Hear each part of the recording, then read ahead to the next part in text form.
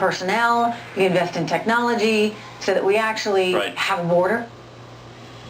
Yeah, look, two things. One is the Democrats are not going to be interested in doing compromises between now and November. They think they're going to take the House. They think they've got a shot at the Senate. They're not going to want to do anything that gives President Trump a win. The second issue is the president will get a bunch of border security money every freaking 2 years. Used to begin the witch hunt. Very disgraceful. And by the way, the dossier had phony lies, and FISA judges were lied to.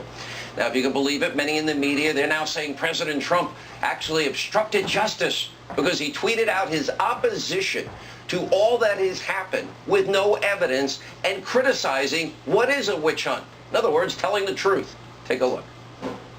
He's basically sort of delegitimizing our system of government. Maybe this is the beginning of a new Saturday night massacre, and one has to wonder whether Mr. Trump is feeling the pressure of the Manafort trial. It looks like he may very well have obstructed justice in this particular case. That's why I find it particularly ironic that he seems to be, continuing to try to obstruct and end this case so publicly. They're starting to feel the collusion investigation closing in a little bit more. We're getting Donald Trump's most overt and obstructionist tweets to date.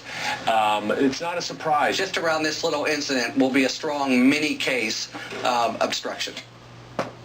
Crisis to crisis, feigned, phony, moral outrage every second. Just another example of what is groupthink in action. And it's the same reason. I think at the end of the day here, he's going to fire Sessions.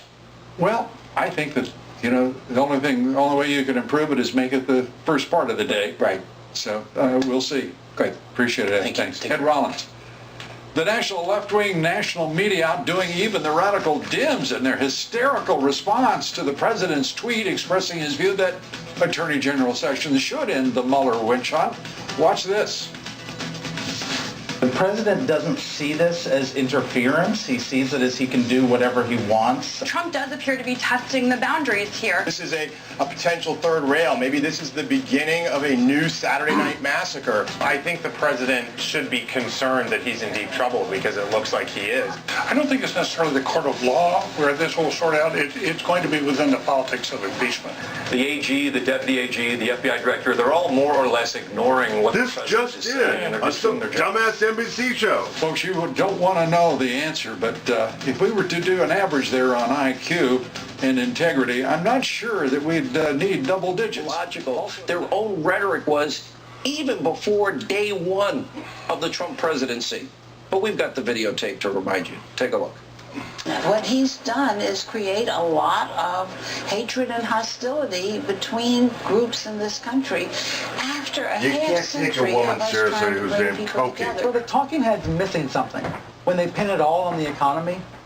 What about racial anxiety as a factor? So the Arizona Republic getting so many death threats over an endorsement is an example of how overheated the rhetoric is. Another example out of North Carolina today, the firebombing of a local GOP office. Yeah. But that kind of action is unacceptable, and we need to have the temperature come down on all sides right now. Unfortunately, Donald Trump is the lead in terms of raising the temperature at this moment in time. I think that if there's one thing that Donald Trump could do now that might calm some people. We're on track for a tragedy. No, we're on the track for the best economic recovery we've had in 15 years. So as you can see, fake news CNN quick to lower the level of discourse in this country. That was the same guy that said this is a white lash. But that didn't stop CNN's so-called chief White House correspondent, the king of lies, the king of fake news, Jimmy ACOSTA, from trying to self-righteously seize the moral high ground at today's press briefing. But by the way, he didn't win this round. Take a look.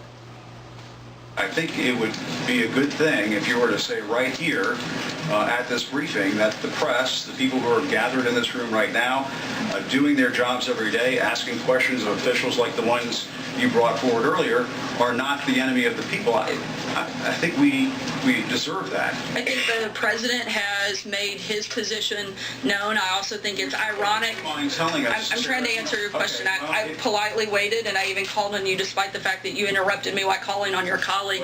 I said it's ironic. Which is why I interrupted. Everyone's telling him to shut up. Yeah, it's time you retired, dude. It's ironic. Jim, that not only you and the media attack the president for his rhetoric when they frequently lower the level of conversation in this country. Repeatedly, the media resorts to personal attacks without any content other than to incite anger. Boom, checkmate Sarah Sanders. She then helped remind fake news Jim ACOSTA about the real enablers of violence in this country during this powerful beatdown. Take a look. The media has attacked me personally on a number of occasions, including your own network, said I should be harassed as a life sentence, that I should be choked. ICE officials are not welcomed in their place of worship, and personal information is shared on the internet.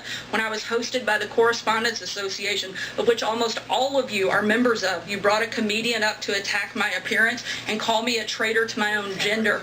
In fact, as far as I know, I'm the first press secretary in the history of the United States that's required Secret Service protection. The media continues to ratchet up the verbal assault against the president and everyone in this administration, and certainly we have a role to play, but the media has a role to play for the discourse in this country as well.